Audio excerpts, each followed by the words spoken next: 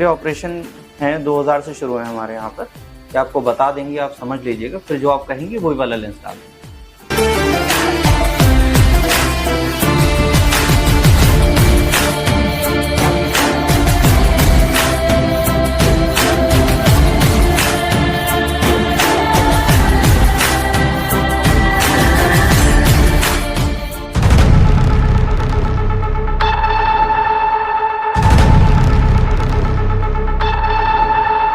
नमस्कार, मैं शिवा पारासर आपके साथ और आप देख रहे हैं इंडिया 24 न्यूज।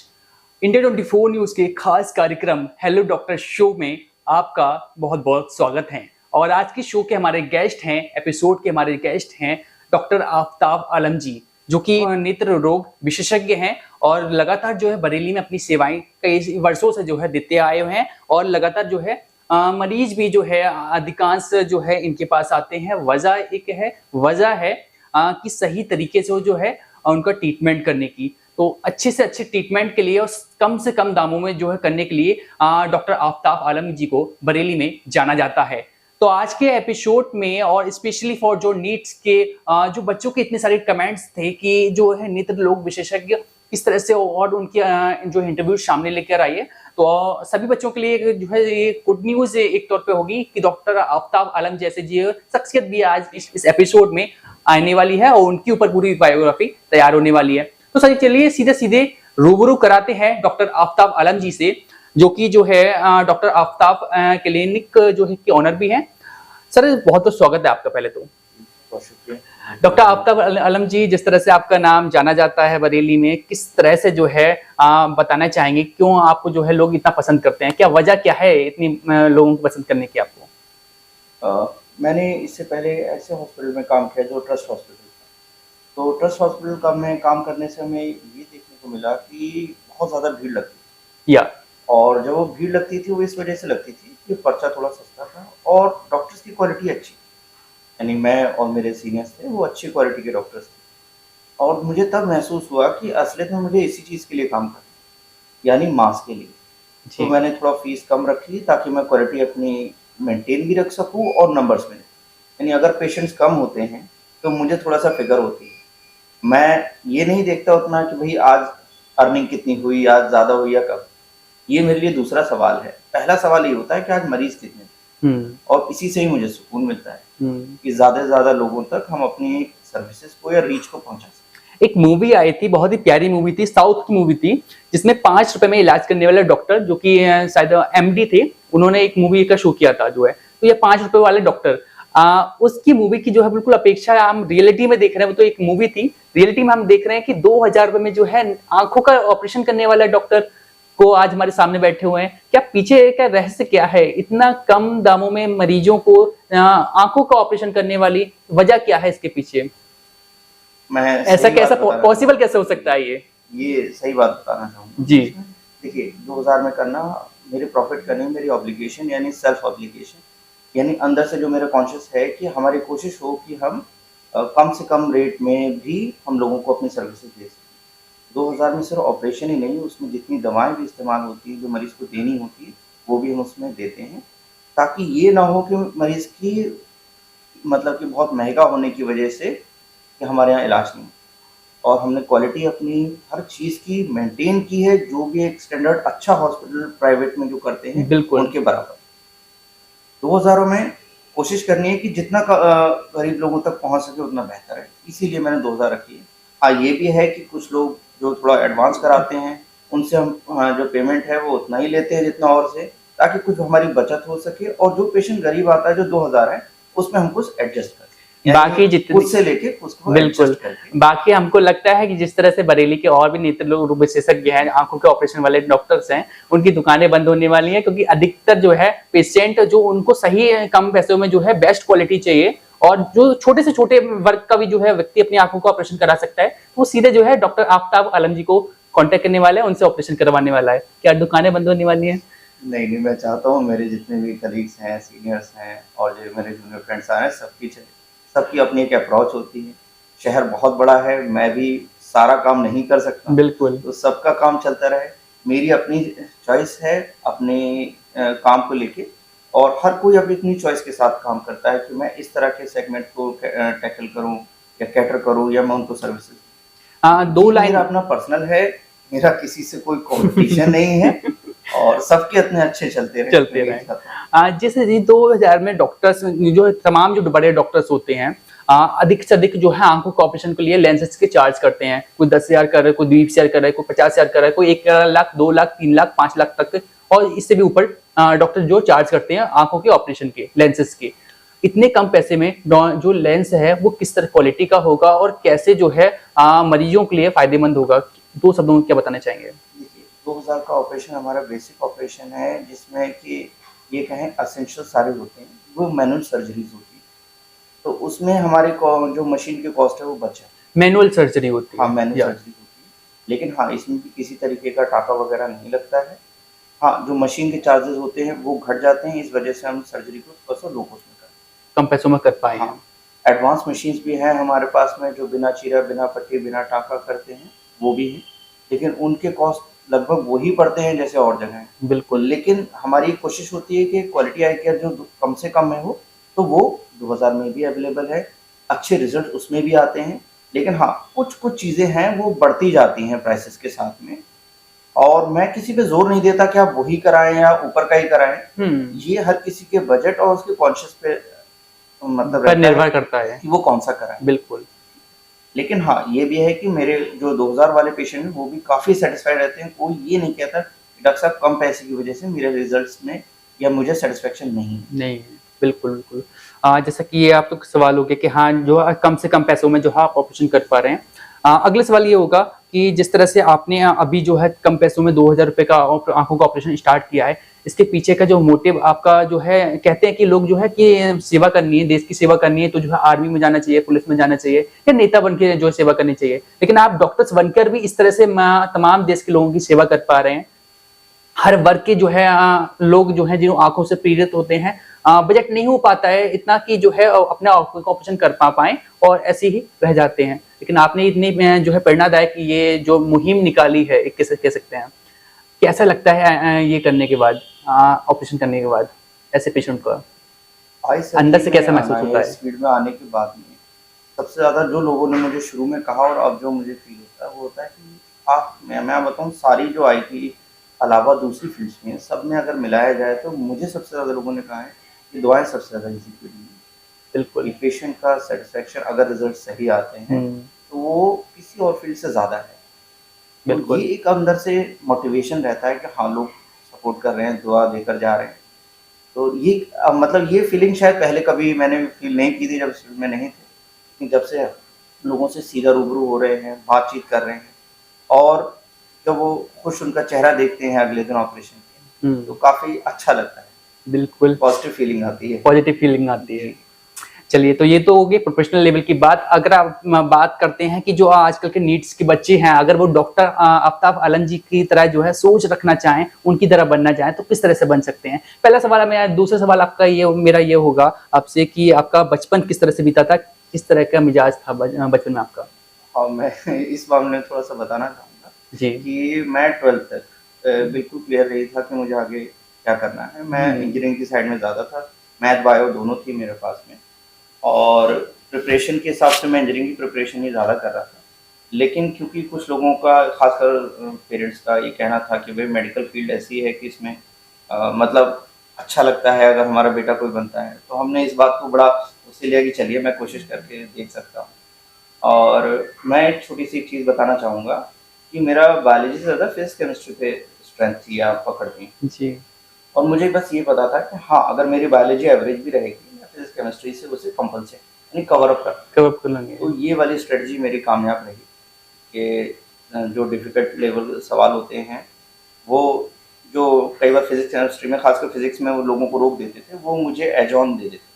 ओके। तो और दूसरी चीज़ मैंने इंजीनियरिंग का प्रिपरेशन की तब भी एग्ज़ाम दिया था, ताकि मेरा मोटिवेशन बना रहे फिज़िक्स, केमिस्ट्री के लिए। कई बार होता है कि बायोलॉजी के जो स्टूडेंट्स होते हैं, वो बायोलॉजी को तो अच्छा कर लेते हैं, लेकिन फिज़िक्स, केमिस्ट्री को उतना कवर नहीं कर पाते।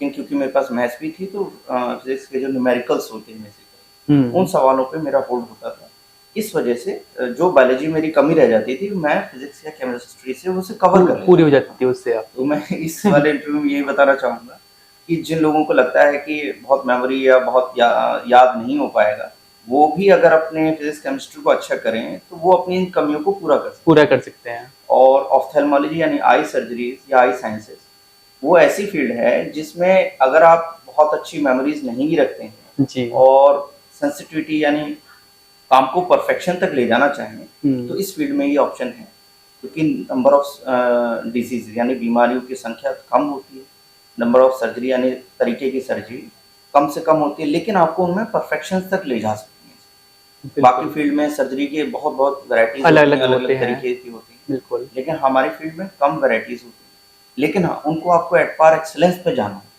बिल्कुल।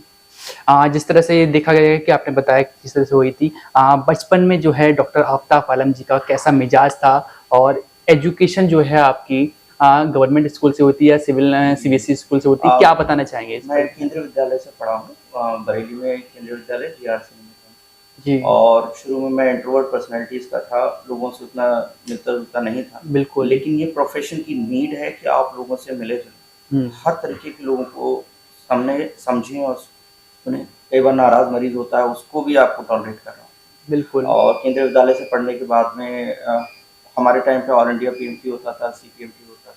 अलग-अलग यूनिवर्सिटीज़ के अलग होते थे। तो ऑल इंडिया में मेरी 1400 रैंक थी और इसके साथ-साथ मेरा अलीगढ़ में भी सिलेक्शन हो गया था। उनका अपना इंडिपेंडेंट एग्ज़ाम होता है एएमयू का, उस टाइम पे होता था। तो उसमें भी हो गया था, क्योंकि वो घर के नज़दीक था और मैं होम सिक था, तो मैंने नज़दीक की यूनिवर्सिटी ली, एएमयू से की थी। वहीं से मैंने एमबीबीएस और अपना पीजी आई में किया था। तो ये सब बचपन का आपका कौन-सा ऐसा टर्निंग पॉइंट रहा था कि आपको लगा कि भई मुझे अब जो है अदर इंजीनियर लाइन में नहीं जाना है, जैसे आपने बताया कि इंजीनियर लाइन का आपका मन था, इंजीनियर लाइन में नहीं जाना है, डॉक्टर ही बनना है। कौन-सा ऐसा टर्निंग पॉइंट आपका रहा था बचपन में? हाँ, वो पेरेंट्स कैसे का मन ये में कहना आया? था, हाँ, कि मेरा छोटा भाई है, वो भी डॉक्टर है, लेकिन उस टाइम उसने कहा था कि मैं इंजीनियर बनना चाहता हूँ। तो फादर ने ये कहा कि भई इसका मतलब डॉक्टर कोई हमारा घर का नहीं बनना चाहता है। तो मैंने अच्छा। कहा चलिए हम देखते हैं, मैं एक कोशिश करके देखता हूँ। फिर मैंने पहले बुक्स पढ़ी, जो एग्ज़ाम्स के कॉम्पिटिटिव एग्ज़ाम के ऑब्जेक्टिव सवाल आते थे, ये समझने के लिए कि क्या मैं कर भी पाऊँगा या नहीं कर पाऊँगा। और मैं ये सभी को कहता हूँ, इस मामले में हमें ऑनेस्ट होना चाहिए। ईमानदार जब होना हम चाहिए, तैयारी बिल्कुल। करें कि क्या हम कर पाएँगे या नहीं कर पाएँगे, क्योंकि बाद में अगर रिज़ल्ट नहीं आता, बड़ा फ्रस्ट्रेशन होता है। पहली बार में मेरा भी रिज़ल्ट नहीं आया, वो बड़ा फ्रस्ट्रेटिंग था। अंदर से लगा कि शायद अब ये सब बंद करो और छोड़ दो सब कुछ। लेकिन यहाँ पर हमें थोड़ा-सा अपने आप को मेंटेन करना होता है और अपना एक सेल्फ असेसमेंट करना चाहिए होता है कि क्या मैं इस मार्क्स तक पहुँच पाऊँगा या नहीं। बिल्कुल।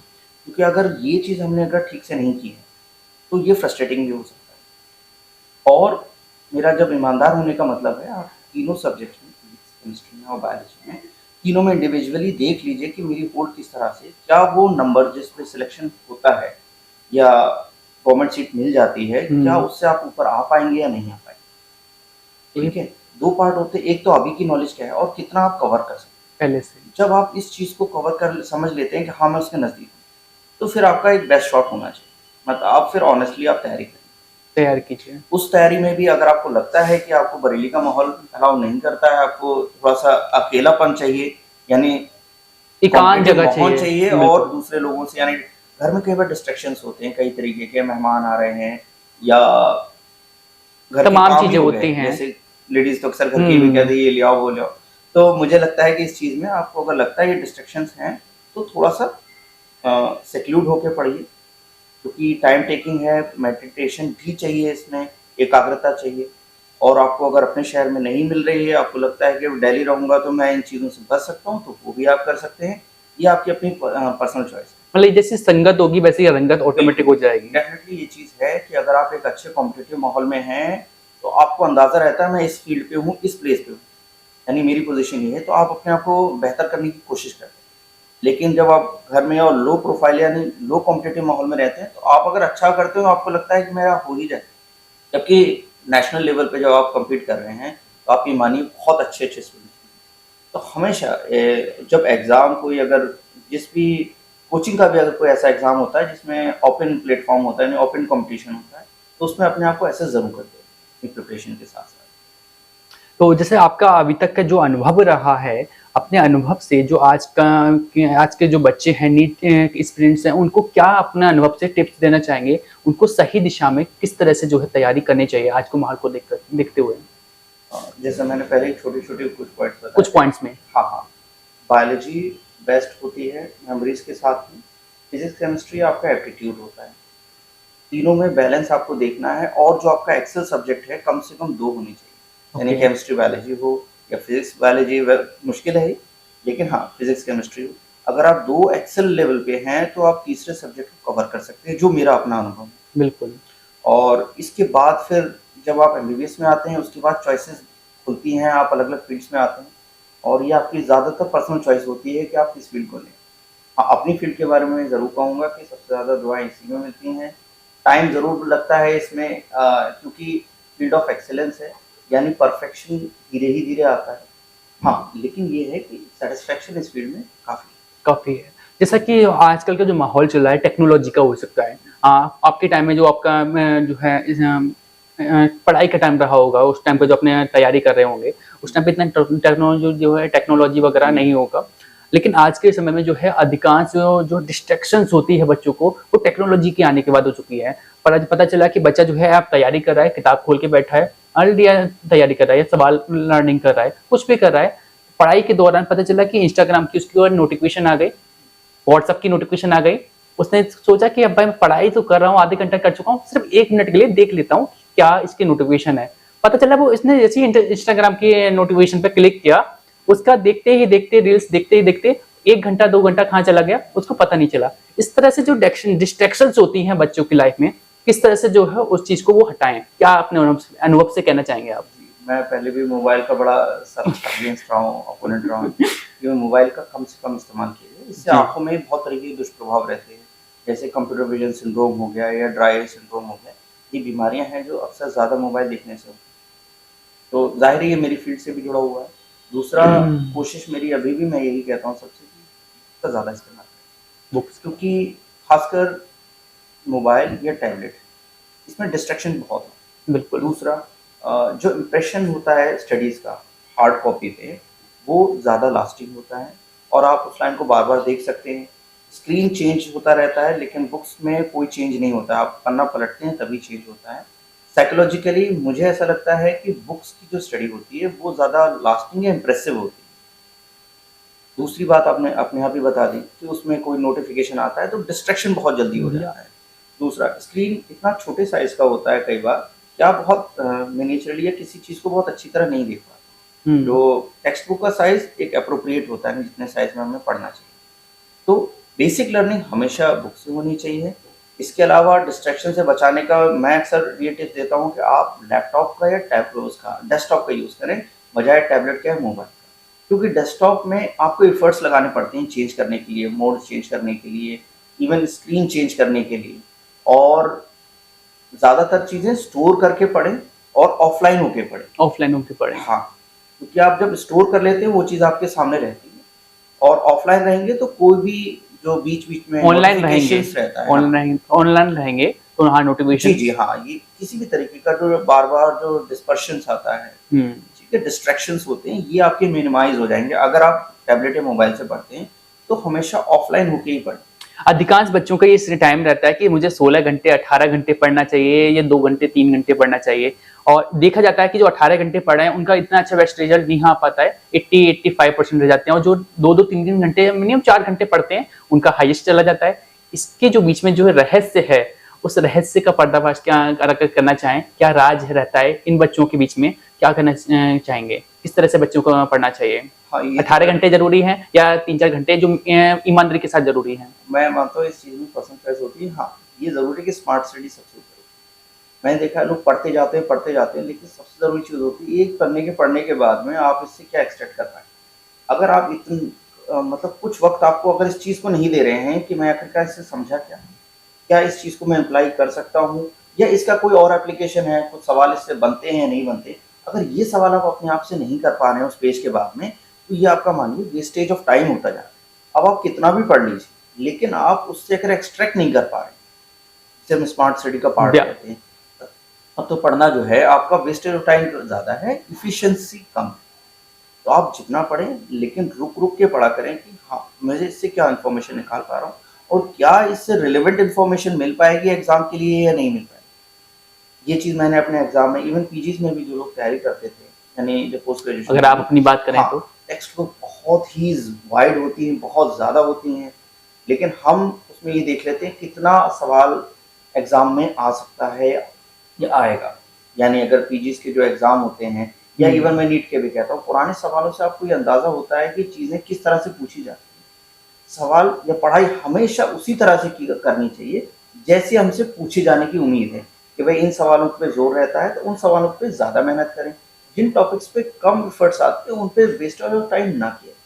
उनको उतना ही पढ़ा जाए, जितने में आपको लगता है कि इसका आपको सब्सटेंस यानी सब्जेक्ट की जो कंसंट्रेशन या जो मेन चीज़ें हैं, वो आपको मिल गई। टाइम को इसी तरह बाँटना चाहिए कि किस सब्जेक्ट में आप कितना पढ़ के कितना ऊपर तक ले जा सकते हैं। यानी आपको लगता है इस एफर्ट्स में जैसे हम नंबर मान लीजिए कि हमें मार्क्स बढ़ाने हैं, 2 नंबर बढ़ाने हैं। या हमें लगता है हम 2 नंबर बढ़ा सकते हैं। जिस सब्जेक्ट में आप आराम से 2 नंबर बढ़ा सकते हैं, उसमें ज़्यादा मेहनत ये आपका अलग रहता है। किसी-किसी को लगता है केमिस्ट्री बहुत हार्ड है और उसमें मैं और भी मेहनत करता हूँ, तो आपको लगता है कि अगर फ्रूटफुल है तो करिए। नहीं तो उन सब्जेक्ट्स को आप ज़्यादा मेहनत करिए जिसमें आप अपने रिजल्ट्स को बेहतर कर सकें। बात करते हैं फिजिक्स, बिल्कुल फिजिक्स जिसमें होता है, फिजिक्स में सबसे हार्ड होते हैं न्यूमेरिकल्स, तो जैसे उनको किस तरह से प्रिपेयर करना चाहिए आपके अनुभव से, आपने किस तरह से किए थे, किस तरह से बच्चों को करना चाहिए शॉर्ट फॉर्म में आसान तरीके से? सवाल बहुत ही प्रिसाइज नहीं पूछे जाते हैं, वो ओवरऑल आपकी मतलब मोटी-मोटी कैलकुलेशन की एबिलिटी देखते हैं। बिल्कुल। तो सवाल जैसे मान लीजिए किसी का 0.7 या 0.5 आना है, तो सवाल हमेशा न्यूमेरिकल कम करके करने होने चाहिए। जैसे उन्होंने किसी चीज़ की वैल्यू दे रखी है या जी की वैल्यू दे रखी है, ये 9.8 करके और फिर उसके बाद कैलकुलेशन में डालना है। आप 10 करके डालिए और उसके नियर अबाउट ही वैल्यूज़ आ जाती हैं जो हमें चाहिए और कैलकुलेशन में हमारा टाइम बच जाता है। तो शॉर्टकट्स लेने चाहिए कैलकुलेशंस में भी, ताकि हम कम टाइम में नियर अबाउट आंसर तक पहुँच जाएँ। क्योंकि ऑब्जेक्टिव में आपको पता है कि वो आपकी प्रोसेस में गलतियों के हिसाब से करते हैं, कैलकुलेशंस की गलतियों को नहीं करते हैं। यानी 9.8 से और 10 में जो आंसर मिलेगा, अलग-अलग नहीं होंगे, एक ही होगा। आपको बस वही देखना है कि हाँ, यहाँ तक मैं पहुँच गए। बिल्कुल। जिस तरह से आपने देखा कि जो है अभी जो कोटा के बच्चे हैं, जो कोटा में भी तैयारी करते हैं, बरेली में तैयारी करते हैं या दिल्ली वगैरह में तैयारी करते हैं, डॉक्टर्स की किसी भी स्ट्रीम को चुनने के लिए नीट का पेपर जो है कंपल्सरी हो गया। नीट का एग्जाम आपको देना ही होगा, तभी आप जो है उस लाइन में बढ़ सकते हैं। अधिकतर जो है कि सीट्स लिमिटेड होती हैं, मिनिमम होती हैं और बच्चों की संख्या जो है 10x जो है 100x तक होती हैं।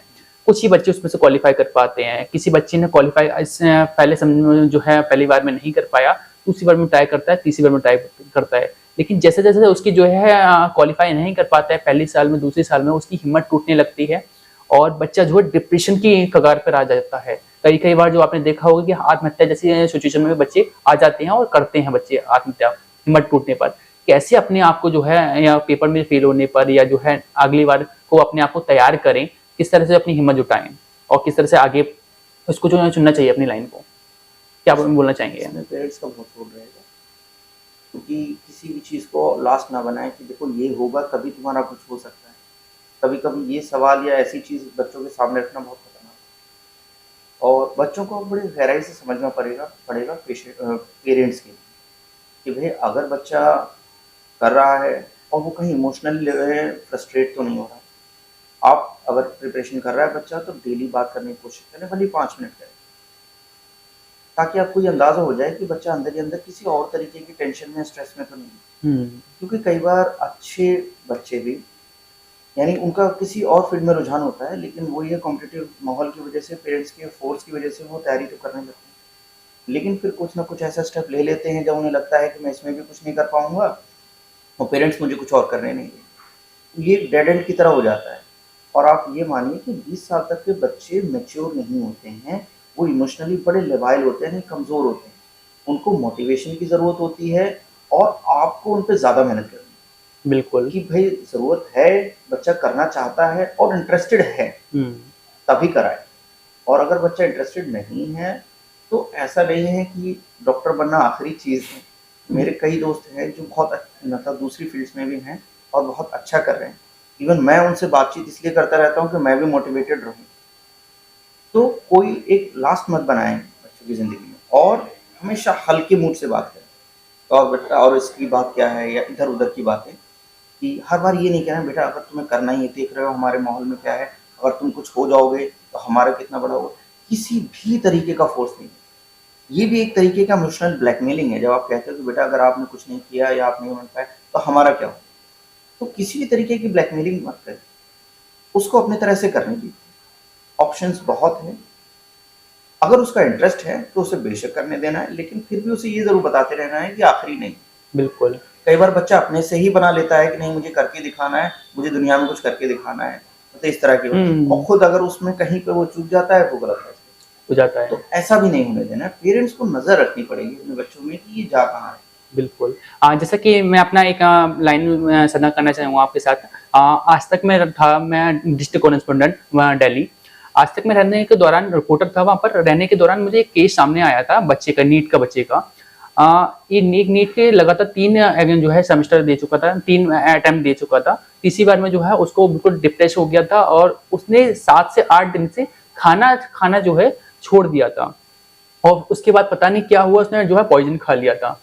जब ऐसा केस सामने आया तो उसकी पोस्टमार्टम जब रिपोर्ट सामने आई कि पता चला कि 7 से 8 दिन से उसने खाना भी नहीं खाया है, पानी वगैरह छोड़ दिया था। लास्ट टाइम पे उसने इसके डिप्रेशन में आ गया था कि उसने आत्महत्या कर ली पॉइजन खाकर। पता चला कि उसके जो पेरेंट्स थे वो रिक्शा चालक थे और बहुत ही अपनी जो है मेहनत करके जो है उधार वगैरह लेकर उस बच्चे को जो है तैयारी के लिए भेजा था दिल्ली। ऐसे ऐसे जो सीन जब सामने आते हैं, कैसे बच्चों को जो है अपना मोटिवेट करना चाहिए अपने आप को। अगर पेरेंट्स इस तरह से हैं, बच्चा खुद माना है कि मुझे वही तैयारी करनी है लेकिन वो किसी कारणवश नहीं हो पाता है टाइम में पास, तो किस तरह से अपने आप को मोटिवेट करना चाहिए, किस तरह से पेरेंट्स को समझाना चाहिए बच्चे को? देखिए, मुझे लगता है कि बच्चों को थोड़ा ढीठ होना चाहिए कुछ चीज़ों में, जब उन्हें लगता है कि अगर, मैंने जब आपसे शुरू में बताया था ना कि बच्चों को बड़ा ईमानदार होना चाहिए अपने सेल्फ असेसमेंट में, वो कर पाएंगे या नहीं कर पाएंगे। मैंने जो सवाल देखे थे मुझे लगा हाँ मैं कर पाऊंगा, एक मोटा मोटा अंदाज़ा हो जाता है, तो उसके बाद मैंने फैसला।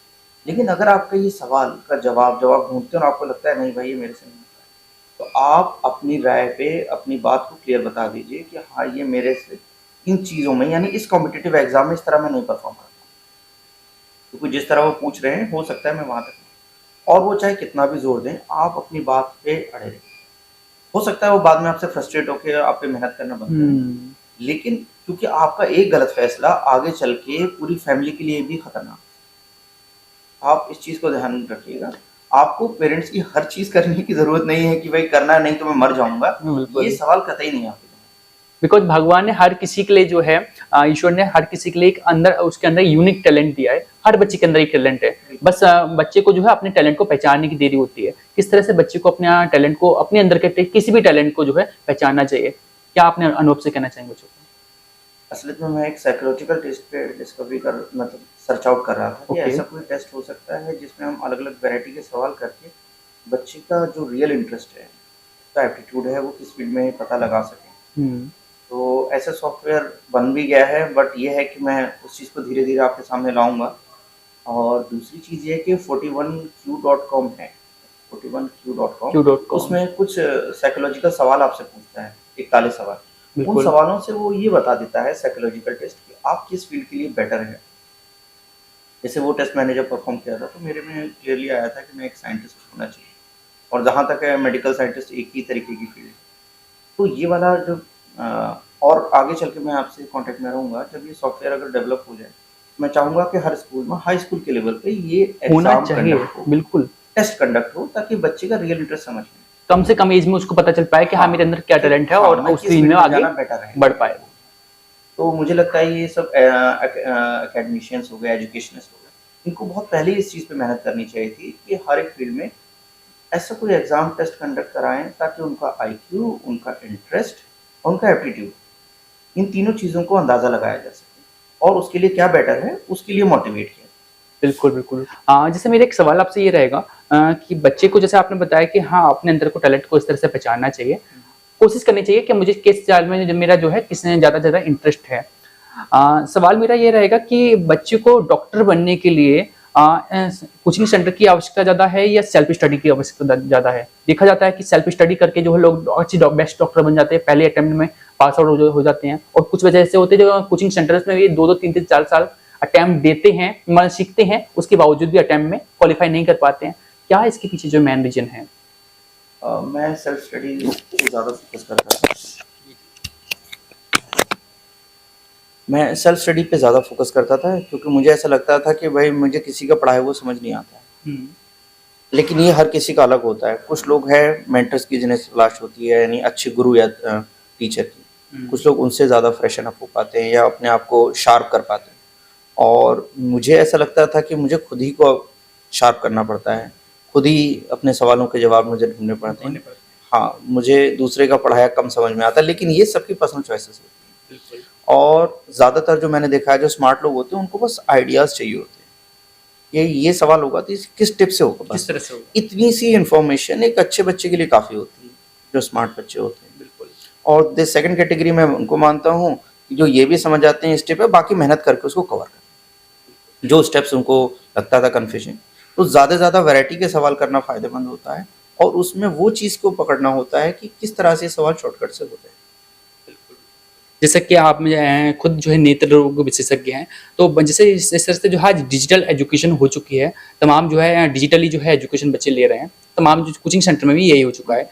जो बच्चे सेल्फ स्टडी करते हैं, ऑनलाइन सेल्फ स्टडी करते हैं, तो वो किस तरह से अपने जो आंखों को जो है सेफ रख पाते हैं, बिकॉज उनको 4-4 घंटे 5-5 घंटे लैपटॉप के सामने, कैमरे के सामने, लैपटॉप के सामने या फिर जो है डेस्कटॉप के सामने या फोन के सामने, बच्चों पे नहीं हो पाता डेस्कटॉप, तैयारी करते हैं, किस तरह से अपनी आंखों को जो है सुरक्षित रख पाएं और बेस्ट रख पाएं, स्वस्थ रख पाएं। हाँ, कई बार मेरे पास नीट के बच्चे आते हैं, आंखों में भारीपन या बिल्कुल दर्द जल्दी से बताते हैं। चश्मा लग जाता है उनको। जी जी, चश्मा लगता है। तो एक चीज़ मैं सबको बताता हूँ, वो है रूल 20-20-20। 20-20-20 का मतलब है हर 20 मिनट पे आप 20 सेकंड का ब्रेक लें और 20 फीट की दूरी यानी दूर की तरफ देखें, ताकि आपकी जो आई की मसल्स हैं, जो स्ट्रेन में जा रहे हैं, यानी जिनमें ऐंठन होने लगती है बहुत देर तक, जो मसल वर्क करती हैं तो स्पाज़्म में चली जाती है, तो वो स्पाज़्म जो है मसल का जो दर्द कर सकता है वो रिलीव हो जाए। और हर उस 20 मिनट के हर बार ब्रेक ले लेके आप थोड़ा बहुत चाहे तो अपने आप को हल्का सा मल सकते हैं, बहुत हल्के हाथों से। इससे ड्राइनेस में भी थोड़ी कमी आती है जब आप ब्रेक, क्योंकि जब आप लगातार पढ़ते रहते हैं तो यानी ब्लिंक यानी झपकना थोड़ा सा कम हो जाता है। वो झपकना आप मेंटेन भी कर सकें और आँख को थोड़ा फ्रेश अप कर सकते हैं। और आपको अगर भारीपन ज़्यादा है तो डॉक्टर से मिलके अगर उसके लिए कोई मेडिकेशन की ज़रूरत है तो वो भी ले सकते हैं। लेकिन हाँ, ब्रेक कर करके ही स्टडी करें। 20-20-20 हाँ, का रूल ना रूल को फॉलो करें ताकि आँखें थोड़ा स्वस्थ रहें और लंबे टाइम तक आप पढ़ाई कर पाएं। बिल्कुल। जैसा कि जो है ये तो हो गया बच्चों के लिए। अब एक सवाल मेरा आपसे ये रहेगा, जिस तरह से जो है देहात क्षेत्र के ऐसे लोग हैं जो कम से कम बजट उनका नहीं हो पाता है, लेकिन आंखों का जो है तकलीफ ज़्यादा उनको होती है, किस तरह से वो आपको कांटेक्ट कर सकते हैं? क्या उन बच्चों लोगों के लिए जो है आपका एक संदेश रहने वाला है?